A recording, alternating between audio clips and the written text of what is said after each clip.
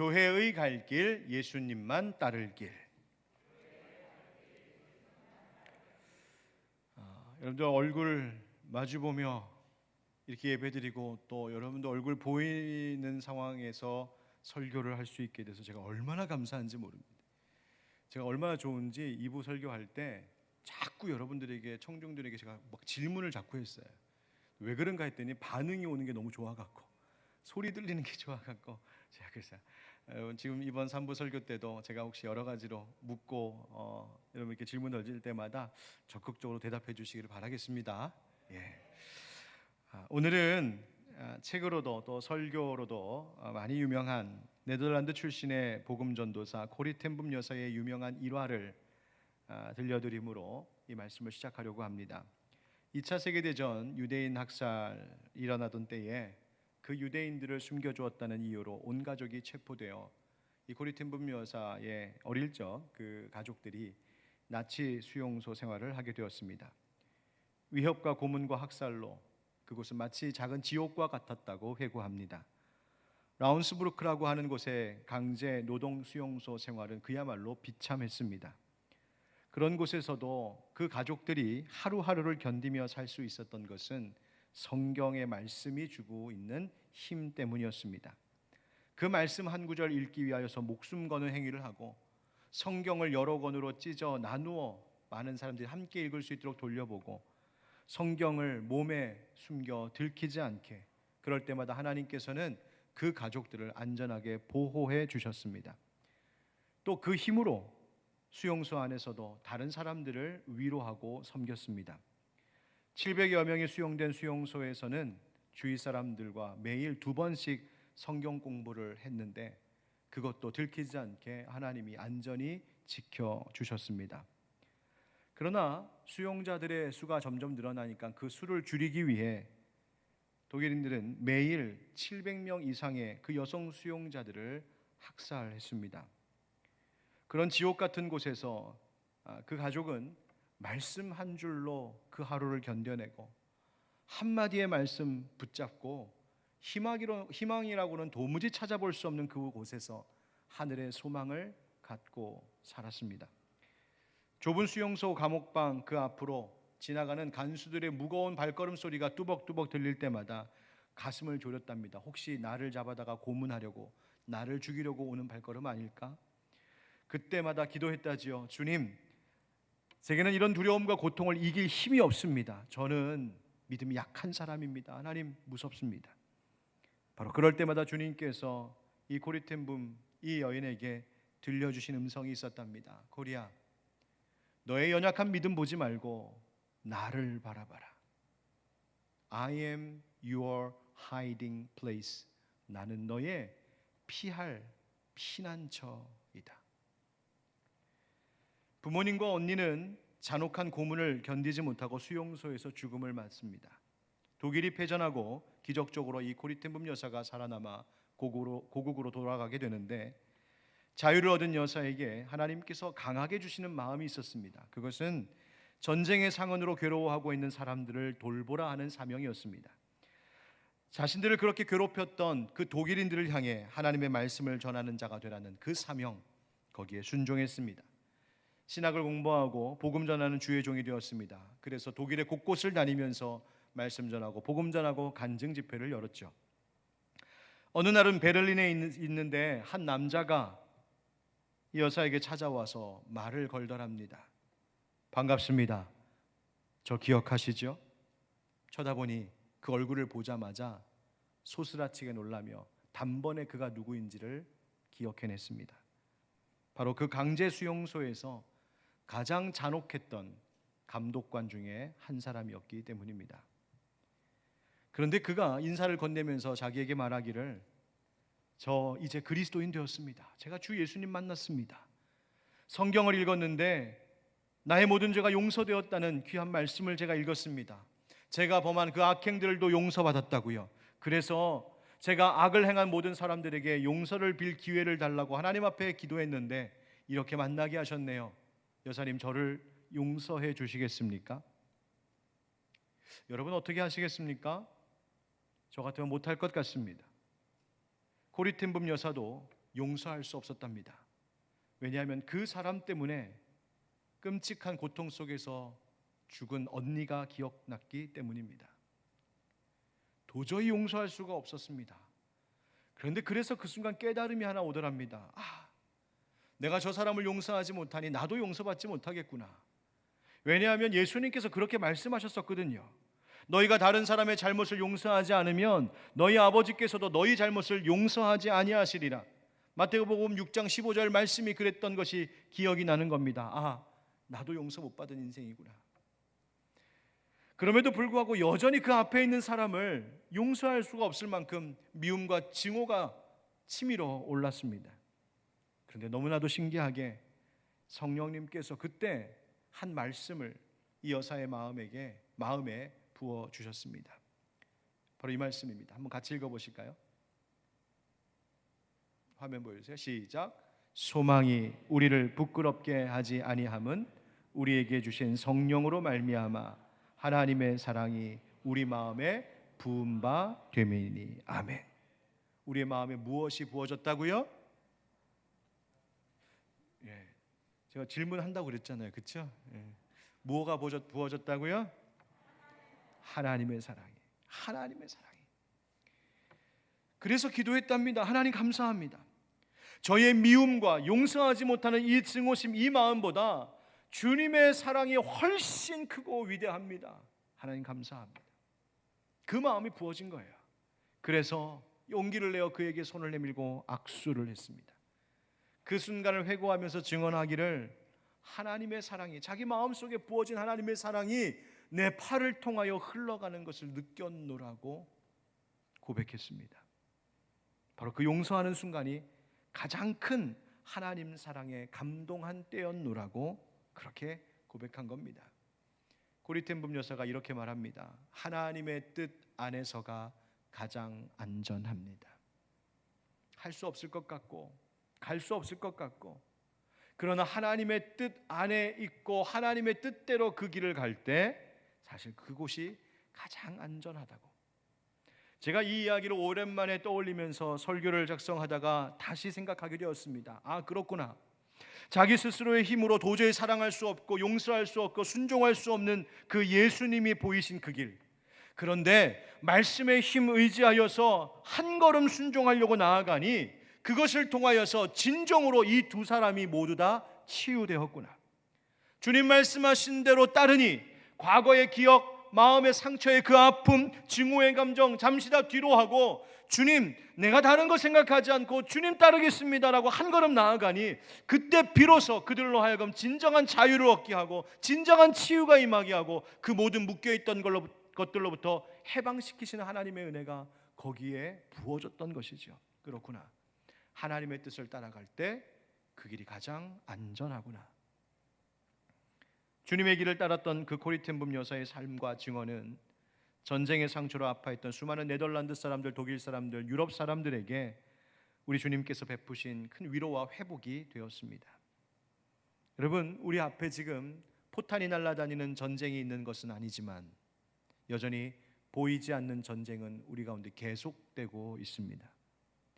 치유가 필요한 세상입니다. 각자에게 닥쳐온 이런저런 일들로 상처도 많고 걱정도 많고 눈물 많은 시대에 살고 있습니다. 저마다 살 길을 찾느라 마음이 급하고 분주합니다. 너나 할 것 없이, 예수 믿는 사람이나 믿지 않는 사람이나 교회나 세상이나 할 것 없이 모두가 우리는 똑같이 이 어려운 현실을 겪으면서 살아가고 있습니다. 그런데 그런 세상 속에서, 그런 와중에도 주님께서는 무엇을 하고 계시냐면 예수 믿고 따르는 사람들을 부르고 계신다는 것입니다. 그들을 모아 주님은 교회라고 불러주십니다. 교회라고 하는 우리말 한자어는 가르칠 교, 모일 회입니다. 무엇을 가르치고 무엇을 배우는 모임이라는 뜻일까요? 다름 아닌 예수님 가신 그 길, 예수님 가르쳐 주신 그것. 예수님 말씀하신 마태복음 28장 19절 20절 말씀 여러분 잘 아시죠? 그러므로 너희는 가서 모든 민족을 제자로 삼아 아버지와 아들과 성령의 이름으로 세례를 베풀고 내가 너희에게 분부한 모든 것을 가르쳐 지키게 하라. 볼지어다 세상 끝날까지 항상 너희와 항상 함께 있으리라 하시니라. 할렐루야. 아멘. 여러분, 그래서 오늘 우리가 또 세례 베풀었잖아요. 무엇을 가르쳐 지키게 하라고 하셨습니까? 내가 너에게 분부한 모든 것, 예수님 말씀하신 것, 예수님 보이신 것, 예수님 가르친 것, 그거 잘 가르쳐 다른 사람들도 지키게 해라. 이 명령을 받은 사람들이 그리스도인들이요, 이 명령을 받고 그 일을 위하여서 모인 사람들이 교회입니다. 오늘 본문인 마가복음 1장은 다른 복음서와 그 시작을 조금 달리해서 예수님의 족보나 탄생 이야기 이런 것들을 다루고 있지 않습니다. 단도직입적으로 하나님의 아들 예수 그리스도 복음의 시작이라 선언하고 있습니다. 세례 요한에게 세례를 받으신 예수님께서 갈릴리로 가셔서 그곳에서 하나님 나라 복음을 전파하시죠. 말씀하시기를 올 15절 말씀해 보니까 이르시되 때가 찼고 하나님의 나라가 가까이 왔으니 회개하고 복음을 믿으라 하시더라. 아멘. 무엇이 가까이 왔다고요? 하나님의 나라가 가까이 왔다. 여러분, 이 말씀은요 당시에 엄청난 충격적인 선언이었습니다. 왜냐하면 그 당시 모든 유대 사람들은 아주 오랫동안 하나님께서 보내주실 그 메시아를 간절히 기다리고 있었기 때문이에요. 로마의 식민 통치 아래 너무 살아가는 것이 힘든 그때에 갈릴리 동네 그 병들고 가난하고 기대할 수 있는 것이 아무것도 없는 그 당시 그곳에 그 사람들은 한 가지 기대할 것 딱 하나, 하나님 보내신다 약속하신 메시아가 오시기만을 기다리고 있었습니다. 그런데 예수님께서 지금 선언하신 거예요. 하나님 나라가 가까이 왔다고. 여러분, 하나님 나라가 뭡니까? 하나님께서 다스리시는, 하나님이 통치하시는 모든 자리를 하나님 나라라고 이야기합니다. 그러니까 로마의 황제도 아니고 헤롯 왕과 같은 난폭한 이 세상의 왕이 아니라 하나님이 다스리시는 나라, 메시아가 오셔서 평화와 정의로 공의로 다스리시는 그 나라, 하나님 나라가 임했노라고 예수님 선포하시니 그 예수님 메시아 기다리고 있던 사람들에게 얼마나 충격적이었겠습니까? 이스라엘 백성들이 하나님 나라 그러면 얼른 떠오르는 이미지들이 있었습니다. 구약의 예언자들이 예언했던 그 모습, 예를 들어 이사야 선지자의 예언처럼 새 하늘과 새 땅을 창조하신다 하신 약속이 이루어질 그 나라, 영원한 기쁨과 즐거움이 있을 것이라고 약속하신 그 나라, 예루살렘을 즐거운 성으로 창조하신다라고 하는 그 약속이 성취되는 하나님의 나라입니다.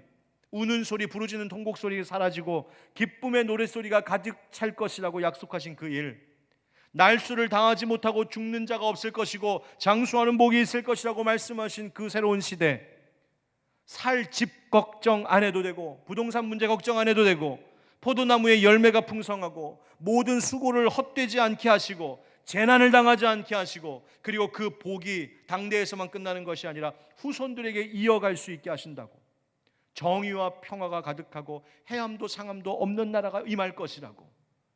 여러분, 제가 지금 한 이야기들은 제가 한 얘기가 아니라 이사야 65장에 예언된 하나님 나라였습니다. 그런데 이 놀라운 하나님의 나라가 지금 왔다라고 예수님 선언하시니 얼마나 충격적인 일입니까?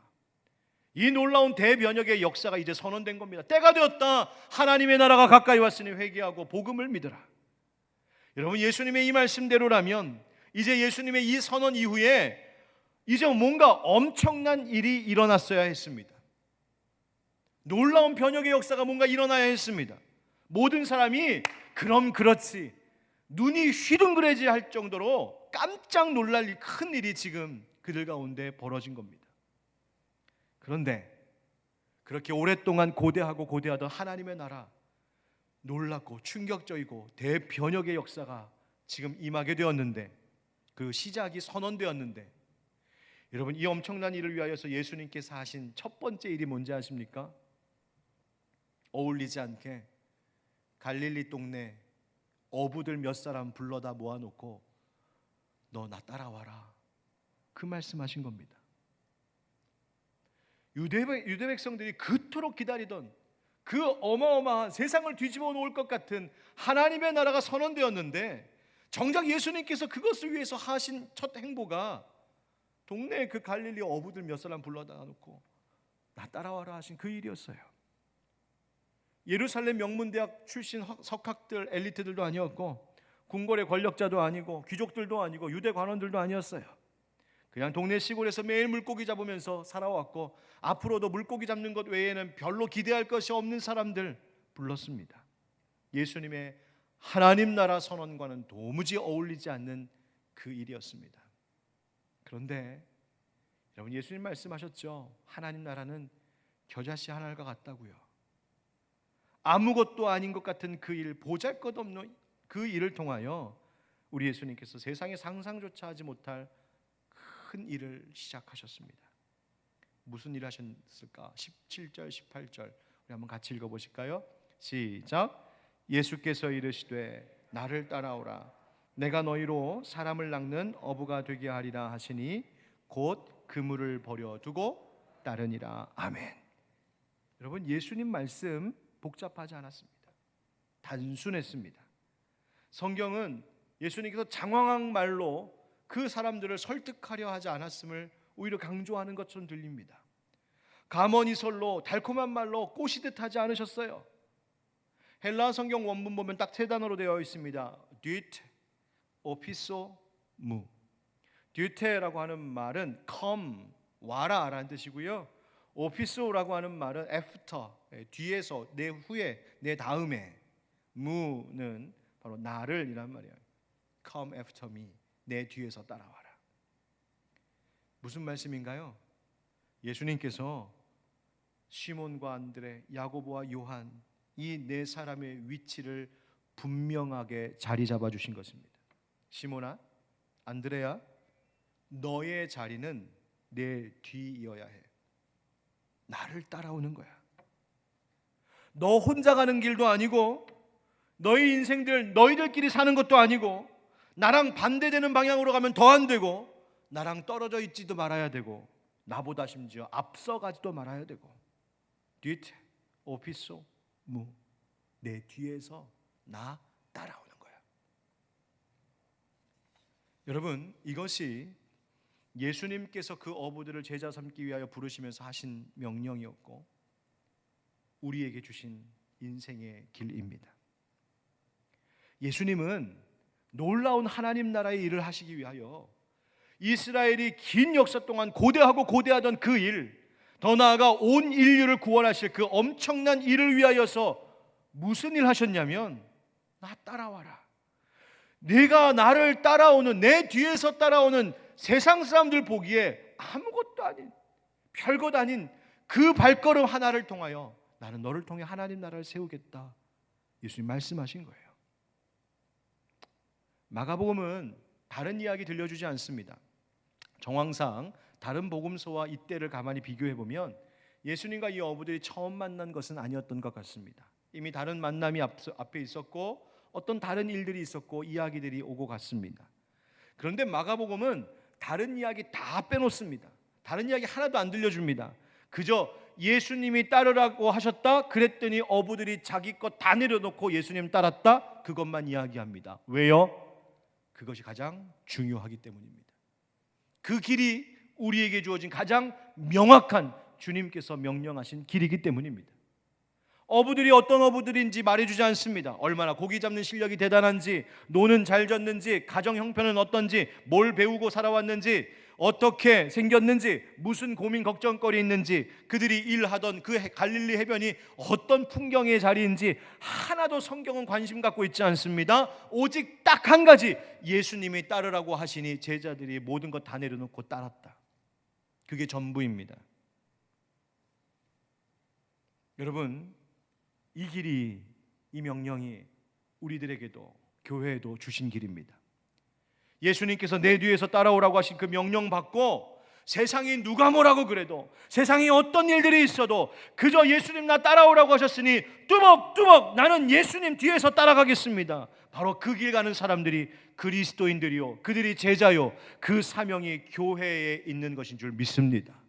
여러분, 예수님 따라가는 것 복잡하지 않고 단순하게 그저 단순히 난 예수님 부르셨으니 난 예수님 따라갑니다. 그 길 갈 때 그것이 그리스도인의 길이요, 교회에 갈 길이요, 그 길이 가장 안전한 것입니다. 세계적인 복음주의자 목회자인 영국의 존 스토트 목사님이 돌아가시기 전에 88세의 고령의 마지막으로 남기신 책이 있는데 제자도라고 하는 참 좋은 책입니다. 제자의 길, 제자도가 도대체 무엇인가를 설명하던 중에 거기에 소개한 한 가정의 이야기가 기억납니다. 이름이 난 램이라고 하는 홍콩 출신의 한 성도가 있었습니다. 기독교 가정에서 태어났고 자란 크리스찬. 그런데 어렸을 때 아버지가 일찍 돌아가셔서 홀로 남은 어머니가 자녀들을 열심히 양육했습니다. 가난한 살림에도 불구하고 열심히 일하고 자녀들을 신앙 안에서 잘 양육했습니다. 늘 생활이 쪼들리고 궁핍했지만 주일만 되면 항상 따로 용돈을 떼어 아이들에게 쥐어주면서 이거는 하나님 앞에 바치는 헌금이야 떼어서 주었습니다. 그런데 이 나는 그 헌금 자기 몫을 딱 받고 나면 교회로 가는 척 하다가 옆길로 새서 그 돈 가지고 홍콩 시내에 싸돌아다니면서 재밌게 놀다가 예배 끝날 때쯤 되면 다시 끝나고 나오는 다른 친구들 옆에 쓱 껴갖고 돌아오는, 그래서 그 실제를 알고 있던 주변 사람들은 참 불량한 아이라고 그렇게 여겨졌던 어린 시절이었습니다. 제가 그 대목 읽으면서 저 옛날 생각이 그대로 나가지고 우리 교회 옆에 있던 오락실이 얼마나 그렇게 생각이 나던지, 그런 아이였어요. 그런데 이 아이가 10대 때에 병에 걸려서 죽을 뻔했던 고비를 넘기게 됩니다. 그리고 그 어려움 속에서 다시 살게 하신 하나님을 경험하면서 하나님 정말 좋으신 분이시구나, 하나님 정말 살아계시는구나 깨닫고 그 뒤로는 다시는 뒤돌아보지 않고 주님만 따르며 살기 시작했습니다. 성장해서 좋은 다국적 기업에 취직을 하게 되고 영국에 오게 되고 존 스토트 목사님의 교회에서 한 공동체 신앙생활을 하게 됩니다. 그러다가 어떤 기회에 그 교회에서 진행하는 정말 제자들을 위한, 제자 양육을 위한 그리스도인의 그 단순한 삶에 대한 세미나 훈련을 받던 중에 거기서 도전을 받은 이 단이 선교에 대한 비전을 품기 시작했습니다. 내가 살아가는 인생, 내게 남은 여생, 그저 내 것 취하고 나 잘 되고 내 재산 모으는데 다 쓰지 않고 내 출신인 아시아, 그 아시아 땅을 품는 선교사가 되어야 되겠다 헌신하기로 결단했습니다. 그래서 직장 내려놓고 가족과 함께 몽골에 가서 성경학교를 시작하고 캄보디아에 가서 성경학교를 시작하면서 그 선교 활동이 아주 활발하게 진행되고 성장되었습니다. 그런데 그 일이 오래가지 못했습니다.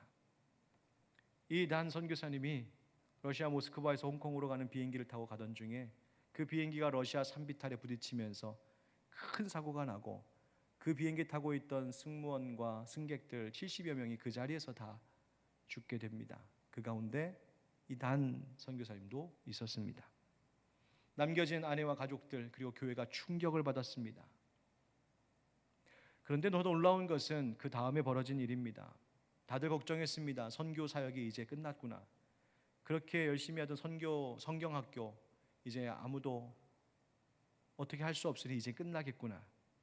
그런데 놀라운 것은 아내는 물론이고 그 단의 누나 부부가 바로 앞서 하던 그 선교의 일을 멈추지 않고 계속 받아 이어가기 시작했습니다. 남편이 가던 길, 동생이 가던 그 길을 남은 가족들이 그 뒤에서 다시 뚜벅뚜벅 따라 걷기 시작했다는 말입니다.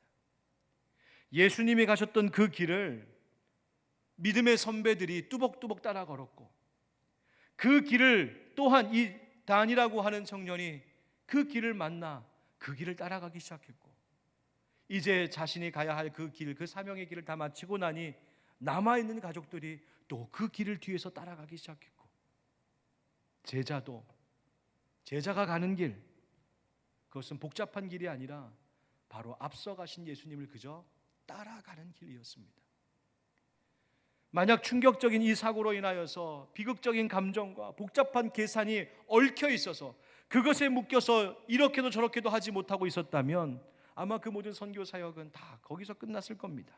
그런데 이 모든 것 다 내려놓고 나의 모든 불안함과 근심과 충격, 슬픔마저도 내려놓고 예수님 부르시니 나 따라갑니다 했더니 그 길을 통하여서 하나님의 나라가 여전히 선교지에서 이루어지더란 말입니다. 여러분, 따라오라라고 하는 예수님의 말씀은 예수 그리스도를 삶의 최고의 권위자로 모시고 살라는 것입니다. 예수님께서 보이신 그 본을 따르고 예수님 행하신 일을 따라 행하고 예수님 가르치신 것 배우며 지키고 그리고 예수님 따르겠노라고 고백한 사람들의 공동체 속에서 떠나지 말고 있으라는 이야기입니다. 요즘에 저를 만나거나 혹은 통화하거나 인사를 건네시는 분들이 거의 똑같이 저에게 건네는 인사말이 있습니다. 지난 1년 동안, 목사님, 코로나 때문에 많이 힘드시죠? 교회가 많이 어렵죠? 교회가 어떡한데요? 글쎄요, 많은 사람들이 교회를 걱정합니다. 한국 교회를 걱정합니다. 지금 당장의 일로만이 아니라 코로나 시대에, 그리고 이 이후에 과연 교회들이 어떻게 될까 걱정합니다. 어떤 길 가야 될까? 어떤 방법으로 해야 교회가 살아남을 수 있을까? 궁리하고 모색합니다.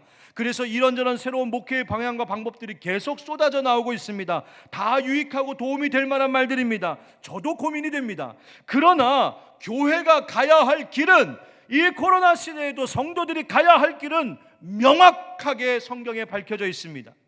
예수님이 따라오라 하신 그 길, 따라가는 길 뿐입니다. 코로나 이전에도, 코로나와 싸우고 있는 지금도, 코로나가 지나간 이후에도 교회와 그리스도인들이 가야 할 길은 예수 따를 그 길밖에 다른 것 없는 겁니다. 거기에는 복잡한 다른 이유가 끼어들지 않습니다. 중간에 끼어들 것이 없습니다. 군더더기 붙일 것이 없어요.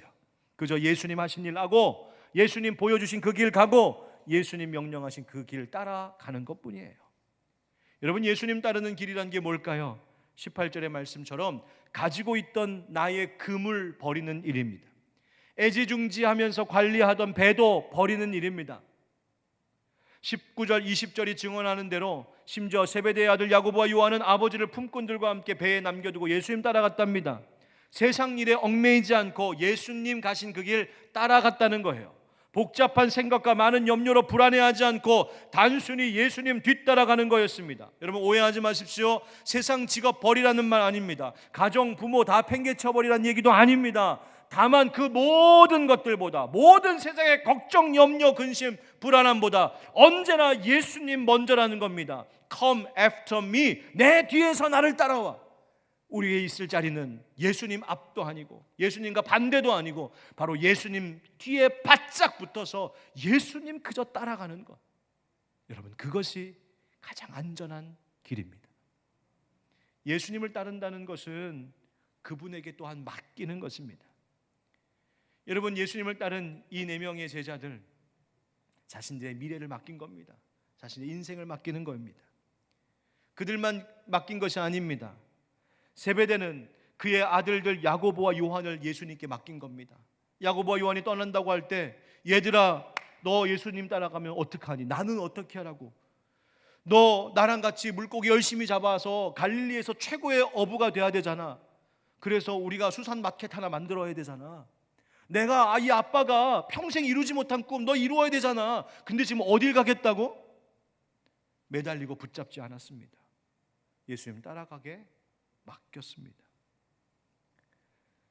당사자들도 예수님께 자신들의 인생을 맡겼고, 아버지도 자녀를 예수님께 맡겨 보냈습니다. 그 선택, 그 결단, 주변의 세상 사람들 볼 때에는 불안하기 짝이 없고 어떻게 이런 선택을 하나 싶을지 모르겠지만, 예수님께 맡기며 그 길을 따르는 순간 그 길은 사실 그들에게도, 그리고 다른 영혼들에게도 가장 복되고 안전한 길이었습니다. 여러분, 예수님만 따르는 그 길이 불안해 보일지 모릅니다. 그물을 버린다고? 내 친구는 저렇게 어제도 새로운 그물을 샀대는데, 어제도 인터넷 쇼핑에서 최고로 나온 명품 그물을 사서 물고기를 더 많이 잡는다는데, 나는 나에게 있는 이 작은 것마저 버려야 되나? 내 친구는 새로 나온 배를 샀다는데 옛날 배보다 훨씬 좋아져서 속도도 빨라졌고 옵션도 많아지고 물고기도 더 쉽게 잡을 수 있고 훨씬 많이 실을 수 있는 좋은 배네. 근데 나는 나에게 있던 이 작은 배마저 버려야 되나? 여러분, 아무리 최고의 그물, 아무리 명품 배를 산다 한들 여전히 똑같은 그물이고 똑같은 배일 뿐입니다. 내가 지금 붙들고 세상 것 의지하고 있는 그것, 내가 가지고 있는 것, 조금 더 성능 좋아지고 조금 더 업그레이드 된다고 해서 그것이 내 인생의 본질을, 내 영혼을 바꾸어 놓지는 않습니다. 이전 것 버리고 예수님 오라 하신 그 길 따라 새 길 갈 때 그 길이 불안할 것 같지만 사실은 그 길이 가장 안전하고 가장 복된 길임을 우리는 잊지 않고 살아가야 합니다. 왜요? 그 길을 따를 때 내 영혼이 구원을 얻을 뿐만 아니라 나로 인하여서 우리의 주변의 많은 사람들까지도 그 안전한 길을 만날 수 있게 하기 때문입니다. 고리텐붐 여사에게 감옥에 있는 그 수용소에 있을 때 주님 들려주셨던 그 한마디 말, I'm your hiding place. 나는 너의 피할 피난처란다. 오늘도 예수님을 따르는 사람들, 이 코로나 시대의 여러 가지 일들로 불안하기 짝이 없는 이 세상 속에서 어디 안전한 곳 없을까? 어디 피할 곳 없을까? 어떻게 하면 가정도, 어떻게 하면 교회도, 어떻게 하면 우리의 인생도 좀 안전할 수 없을까? 조마조마하고 있는 이 시대 속에 오늘도 주님은 우리에게 말씀하십니다. I am your hiding place. 내가 너의 피할 피난처다. 나를 따라와. 내 뒤에 바짝 붙어 있어. 나 놓치지 마. 그러면 안전할 수 있어. 전쟁터에서 깃발을 든 병사가 총에 맞아 쓰러지면 그 다음 병사가 깃발을 잡습니다. 깃발을 놓치지 않는 한, 깃발이 떨어지지 않는 한 그 군대는 전쟁에서 패하지 않습니다. 릴레이 경주에서 바통을 떨어뜨리지 않고 잘 받고 그리고 다음 선수에게 잘 이어줘야 완주하고 그 팀은 승리할 수 있습니다. 우리도 마찬가지예요. 이 세상을 살아가는 수없이 많은 방법들을 우리에게 제시하고 있습니다. 이렇게 살아야 되고 이렇게 미래를 준비해야 돼. 영혼까지 다 끌어모아서 부동산, 주식, 증권 투자하면서 살아야지. 너 안 그랬다면 큰일 난다. 너 노후에 어떻게 하려고? 아닙니다. 그 길이 안전한 피난처 같지만 아닙니다. 내가 그렇게 붙잡고자 하는 그것도 사실 시간이 지나면 다 끝나고 썩어 없어질 것들입니다. 예수님께서 건네주시는 그 깃발 우리 붙잡아야 됩니다. 예수님께서 내 인생의 경주 내 손에 맡겨주신 그 바통 잘 이어받고 그리고 나 떠날 때 내 다음 내 후손들에게 그 바통 이어주셔야 합니다. 아무리 세상이 흔들리고 아무리 병이 창궐하고 아무리 세상이 시끌벅적해져도 그 작은 일, 세상 사람들 볼 때 아무것도 아닌 것 같은 그 작은 일, 바로 예수님 따르는 그 길 가다 보면 바로 그런 교회, 그런 성도들의 삶에 하나님 주시는 승리가 분명히 있을 줄 믿습니다. 6년 전 오늘은 이 지역에 그렇게 예수님 따르겠다 다짐한 사람들이 하늘빛 광성교회라고 하는 이름으로 모여 그 첫걸음을 떼던 때였습니다. 하나님 너무 감사하게도 그 이후로 큰 은혜 주셔서 교회가 성장도 잘했고 은혜의 풍성한 결실도 맛보았습니다. 물론 때로는 어렵고 마음 아픈 일도 있고 지치는 순간도 있지만 그것도 지나가면 하나님께서 이전보다 더 좋은 선한 일들로 예비해 두고 계셨던 것을 늘 경험하며 여기까지 왔습니다. 작년 이맘때 1년 전 큰 비전을 품으면서 우리 함께 5주년을 축하했었습니다. 새로운 한 해 이렇게 하자. 우리 교회 이렇게 한 번 더 점프하자. 그런데 느닷없이 닥친 코로나 때문에 우리의 계획은 하나도 이룰 수 없던 것 같고 오히려 지난 1년 동안 우리가 깨닫고 경험한 것은 인간이 얼마나 연약한지, 우리가 계획하고 바랬던 것 내가 사람이 계획했다고 할 수 있는 것이 아니었구나, 하나님이 결제 사인 해주셔야 되는 거였구나, 철저히 깨닫는 지난 1년을 우리는 살아왔습니다. 여러분, 교회는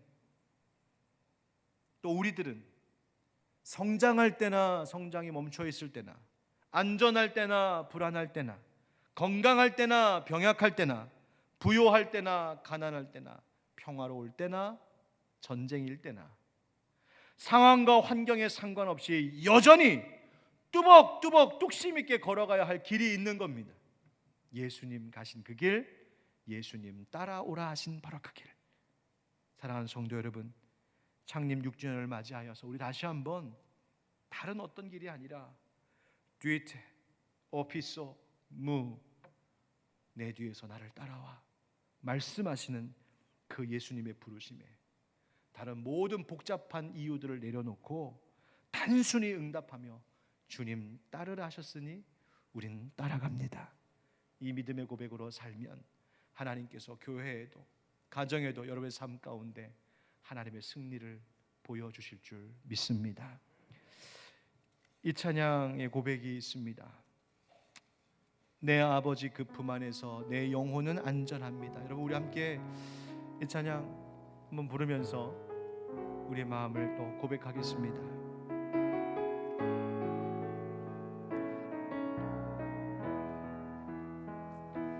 내 아버지 그 품 안에서 내 영혼은 안전합니다.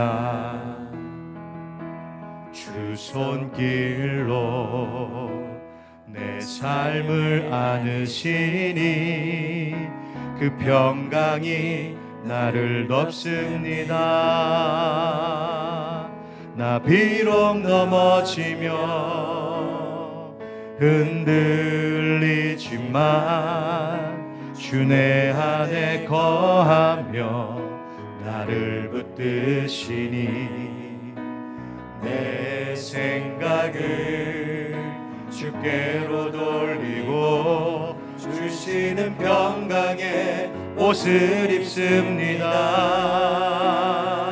주 약속 안에서 내 영혼 평안에 내 뜻보다 크신 주님의 계획 나 신뢰해 두려움 다 내려놓고 주님만 의지해 주 안에서 내 영혼 안전합니다. 나 비록 넘어지며 흔들리지만 주 내 안에 거하며 나를 붙드시니 내 생각을 주께로 돌리고 주시는 평강의 옷을 입습니다. 아멘. 주 약속 안에서 내 영혼 평안에 내 뜻보다 크신 주님의 계획 나 신뢰해 두려움 다 내려놓고 주님만 의지해 주 안에서 내 영혼 안전합니다. 주 안에서 내 영혼 안전 주 안에서 내 영혼 안전합니다. 우리 기도하겠습니다. 여러분, 어떤 길을 걷고 계십니까? 그 길이 안전하다고 여겨지십니까? 혹시 불안하지는 않으십니까?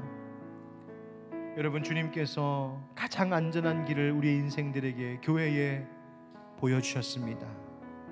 바로 예수님 뒤를 따르는 그 길입니다.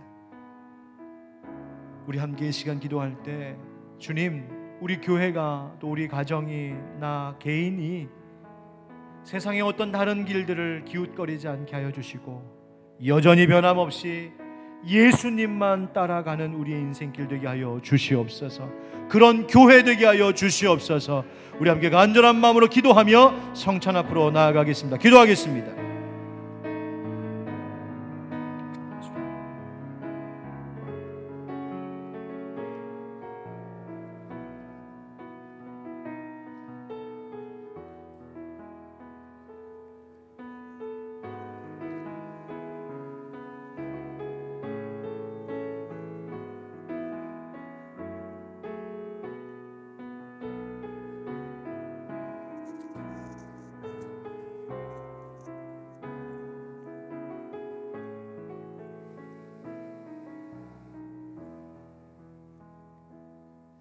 이 시간 우리 함께 성찬을 집례하겠는데 우리 사도신경으로 함께 먼저 신앙 고백하겠습니다.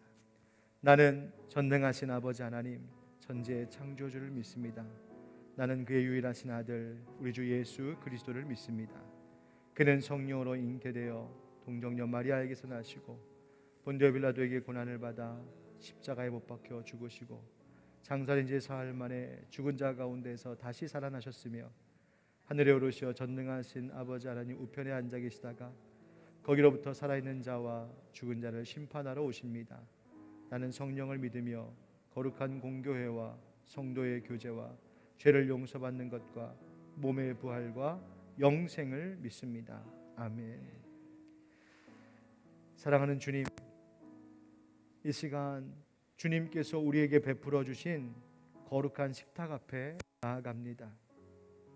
주님, 세상에 많은 길들이 있지만, 세상에 많은 앉을 자리들이 있지만 바로 예수님께서 주님의 살과 피를 나누어 주신 이 거룩한 식탁의 자리가 우리의 인생 가운데 가장 안전하고 복된 자리인 줄 믿습니다. 지금 예배당에서 이 성찬의 집례 가운데 함께하고 있는 성도들, 지금 가정에서 각자 준비하고 경건한 마음으로 성찬에 임하고자 하는 모든 믿음의 식구들 하나님 기억하여 주시고, 이곳이나 그곳이나 동일한 성령의 은혜로 함께하여 주셔서 이 떡이 주님의 몸이 되게 하시고 이 잔이 주님의 거룩한 보혈 되게 하셔서 먹고 마시는 자들에게 주님 연합하시며 내가 너의 피난처다 말씀하시는 그 음성을 가슴 깊이 들려 주시옵소서. 예수님의 이름으로 성찬기도 드리옵나이다. 아멘. 지금 이 시간 영상을 통하여서 예배에 성찬에 참여하고 계신 성도님들은 덮어놓으신 예배불을 거두시고 성찬을 저와 함께 나누시면 되겠습니다. 현장에 계신 분들은 여전히 우리가 현장에서 먹고 마시는 취식하는 것이 금지되어 있기 때문에 여러분 앞에 나누어 드린 이 성찬 세트를 여러분들 가져가셔서 가정에서 여러분들 직접 가정에서 먹고 마시시는데 어떻게 해야 되나 잘 모르실까 봐 주보에 가정에서 이렇게 성찬 나누십시오, 제가 순서에 따라 기도문과 말씀 구절을 넣어놨습니다. 그 순서에 따라 진행하시고 가정에서 여러분들은 받으시고 저는 또 영상을 통해서 함께 하시는 분들은 지금 나누도록 하겠습니다. 주님께서 잡히시던 밤에 유월절 식탁을 나누기 위해 제자들과 함께 앉으셨을 때에 떡을 들어 하나님 앞에 감사 기도하시고 떼어 제자들에게 나누어 주시며 말씀하셨습니다. 이것은 너희를 위하여 찢기는 내 몸이니 받으라 먹으라 말씀하셨습니다. 또 식후에 잔을 부어 하나님 앞에 감사 기도 드리시고 제자들에게 나누어 주시며 말씀하십니다. 이것은 너희를 위하여 흘리는 내 피, 내 언약의 피니라. 이것을 먹고 마시는 자들마다 나를 기념하라고 명령하셨습니다. 주님의 이 명령에 따라 제가 떡과 잔을 받겠습니다.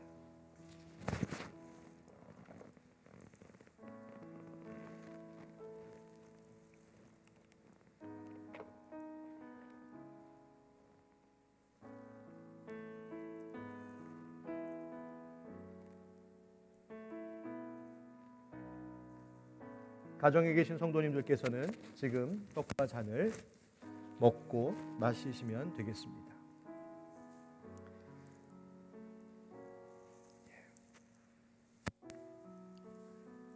예, 감사합니다. 여러분들 우리 현장에 계신 분들은 오늘 떡과 잔을 잘 가져가셔서 꼭 순서대로 함께 참여하시면 되겠습니다. 가실 때 이 성찬 예배보도 여러분 제가 준비했으니까 꼭 받아가시면 되겠습니다. 기도하겠습니다. 은혜가 풍성하신 하나님, 거룩한 주일 또 창립 6주년 맞이하여서 그동안 안타깝게도 가질 수 없었던 성찬을 집례하였습니다. 비록 이곳에서 우리 모두가 함께 한 떡 한 잔을 나눌 수는 없지만 지금 우리 각자에게 주신 그 귀한 주님의 성찬을 가정에서 나눌 때에 그때에도 성령님 함께하여 주셔서 저들과 연합하여 주시고 그 떡과 잔을 먹고 마실 때에 치료의 역사가 성령의 기름 부으심이 저들 가운데 나타나 늘 주님만 따르겠노라고 고백하는 자들의 삶에 피난처 되시는 하나님의 은혜를 누리게 하여 주시옵소서. 예수님의 이름으로 축복하고 기도하옵나이다. 아멘. 우리 다 같이 일어나셔서 오늘 주제의 찬양 함께 찬양하겠습니다.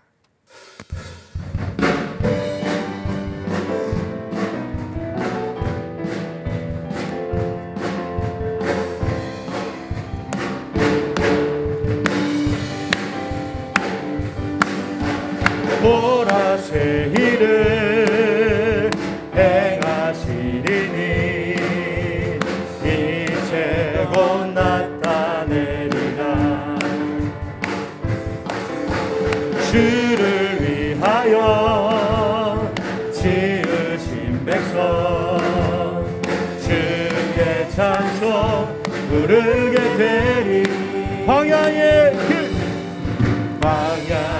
물 솟아나리라.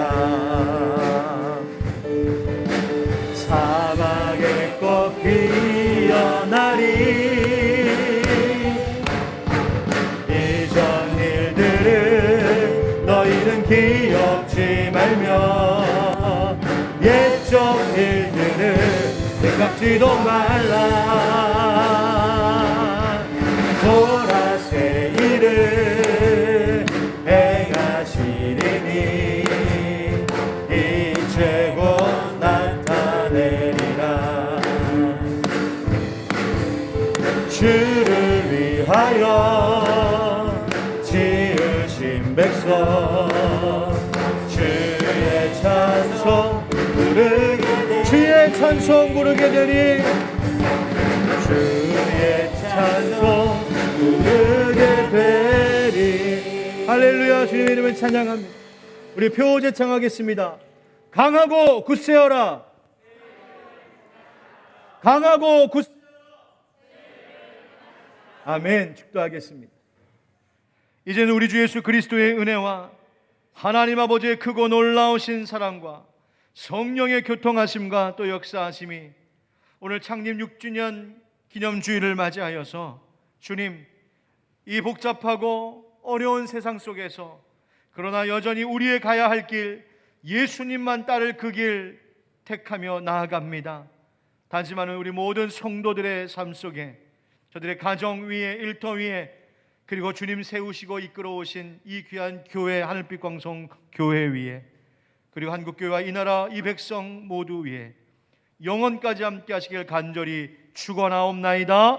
아멘.